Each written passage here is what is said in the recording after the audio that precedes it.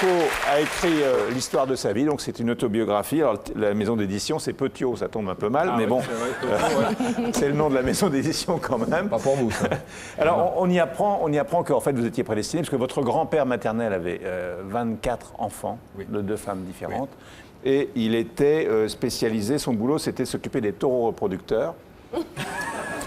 C'est incroyable parce que personne vraiment y croit à l'histoire, mais c'est la toute réalité. Il y a à l'époque, il y avait vraiment encore tous ces genres de métiers. Et mon grand-père, par hasard, je crois, je n'ai jamais demandé vraiment à ma grand-mère comment ça se passe, qu'il faisait ce boulot, mais il avait des taureaux de monte. Et il y a eu la période où il y avait les vaches qui c'était au manque de vaches, donc ils n'amenaient pas assez de vaches. Et un de ces taureaux, il a commencé à faire du son noir, on dit en italien. Et comme il est parti avec ses 2 gosses essayer de renforcer les chaînes, il a été incorné malheureusement à 49 ans, après avoir eu 24 enfants. Ma grand-mère, la mère de ma mère, elle a eu 16 frères, entre frères et sœurs, tous vivants. Voilà, Rocco, 1300 films. 1300 films. Combien de prix?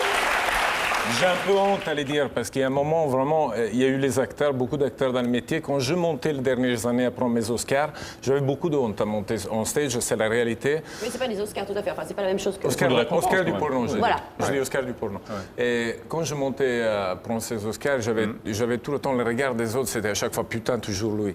Et donc, c'était vraiment, je n'ai eu plus de 130, mais 130 prix dans le monde entier. C'est vrai qu'on dirait qu'il est dans nos supermarchés avec les prix, les points, prix, parce qu'il y en a beaucoup, mais c'est dans beaucoup de... Il y a Las Vegas, Los Angeles, il y avait Cannes avant, il y a Bruxelles, il y a Berlin, il y a l'Italie, donc il y en a beaucoup, il y a Barcelone, il y a beaucoup de prix, et partout j'ai beaucoup gagné, c'est-à-dire que le boulot que je fais, ils l'ont beaucoup apprécié, donc c'est pour ça que... Je veux savoir, depuis l'invention du Viagra, est-ce qu'il y a des problèmes de dopage dans ce métier? Je le prends, le Viagra, mais pour me calmer. Voilà. Il dit dopage, mais inversé. Alors, ce qui est intéressant, c'est son enfance, parce que bon, on connaît un peu votre histoire d'acteur porno. Après, bon, vous avez fait quelques films avec Catherine Breillat. Et vous étiez enfant de cœur, donc, quand vous étiez petit. C'est-à-dire que ma mère, elle aurait vraiment voulu que de 5 garçons et une fille. Moi, j'étais l'avant-dernier, j'étais le plus grand, soi-disant le plus grand, comme ça. Pour ma mère, c'était vraiment une chose très, très belle. C'est au moins, moi, j'aurais devenu prêtre. C'était vraiment quelque chose de très difficile. C'est pas tout à fait ça qui est passé. Donc après, vous avez ce que vous racontez dans le film, dans le livre, Premiers émois sexuels à l'âge de 10 ans. Ouais. Donc vous avez créé à l'école, je cite, un tournoi de branlette. Oui. Oui, quand on allait... Non, mais c'est vrai. Et d'ailleurs, je détiens encore un record. Encore de branlette, apparemment. Oui. Non, mais c'est vrai.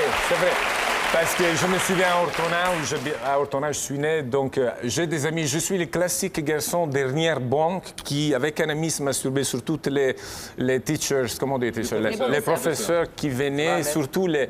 Mais même si ce n'était pas tellement belle, on se faisait des fantasmes incroyables. Et je me dis, mais comment ça se fait que j'avais déjà cette tête à cet âge-là?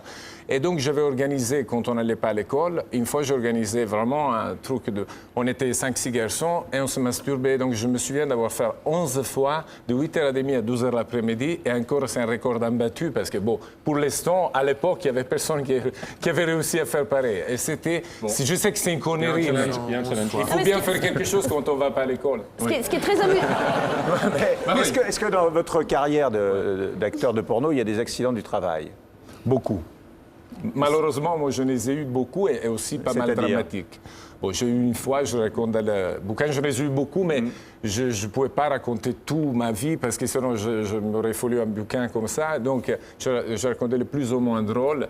Il y a eu 2-3 histoires. Je raconte une drôle et une moins drôle. D'accord. Donc, on commence par la moins drôle, c'est-à-dire c'était une scène entre moi et une fille américaine qui, tout d'un coup, elle avait pris quelques cocktails spéciaux, donc il était très mal à l'aise. Je dois lui dire « Amore mio ». Et en anglais, je ne parlais pas du tout anglais. Et au moins, on me prenait tout le temps pour amener les bagages. Comme je ne parlais pas anglais, les productions américaines me faisaient faire la manière de bagages en hôtel. Après, la fille, tu la regardes, tu rentres dans la chambre et tu commences. Et pour moi, c'était simplement de lui dire Oh, I love you, you're so beautiful. Mais en italien, à l'époque, c'était I love la fille de bon, d'accord. Elle doit me dire amore mio en italien. Et bon, tout d'un coup, je lui écarte les jambes parce que l'histoire, c'était l'été s'asseoir. Je lui écarte les jambes, je me mets à côté.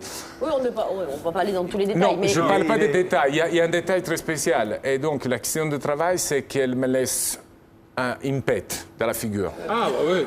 Et je me dis, mais qu'est-ce qui se passe? Pourquoi elle me fait ça? Tout le monde commence à rire dans la chambre. Je sors, je rentre. On va passer à l'autre. Ça, c'était la moins drôle. Ah oui, alors, oui. La pire drôle, mais ça, c'est des accidents que malheureusement, ça arrive de tout et plus. Donc, la pire de ça, c'était qu'après, à la fin de la scène, la même fille, elle m'a dit finalement, amore mio, elle a pris mon sexe, elle l'a mordu, elle m'a envoyé à l'hôpital, 4 points de suture, plein de sang. Terrible. Je suis retourné dans un film porno à un film d'horreur, tout d'un coup.